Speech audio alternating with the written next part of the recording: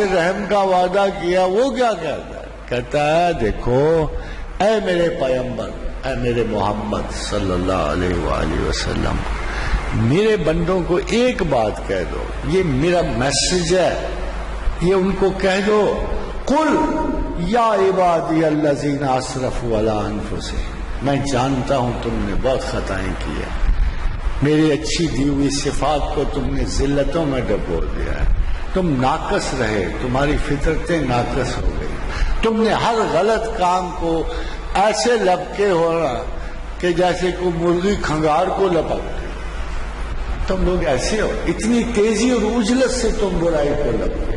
چلو ٹھیک ہے، میں نے دیکھا، میں نے مان لیا، قل یا عبادی الذین اسرفوا علی انفسہم لا تقنطوا من رحمت اللہ، دیکھو میری رحمت سے مایوس نہ ہونا۔ خاتون حضرات غور کرو، اللہ آپ کو وہ کانٹریکٹ یاد کرا رہا ہے جو اس نے روز ازل سے آپ کو عطا کیا ہے، مولوی نہیں کراتا، اللہ خود، لا تقنطوا من رحمت اللہ، دیکھنا، غور کرنا، میری رحمت سے مایوسی، یہ میں نے لکھ کے دیا ہوا ہے تمہیں، اے صاحب شعور غور کر کے اللہ کیا کہہ رہا ہے کہ میں نے تجھے لکھ کے دیا ہوا ہے کہ گناہ جو بھی کرے تو، جو حماقتیں کرے، جو جہالتوں میں تم ڈوب رہو، ایک کام نہ کرنا، میری رحمت سے مایوس نہ ہونا۔ کیوں جی؟ کیوں نہ کریں جی؟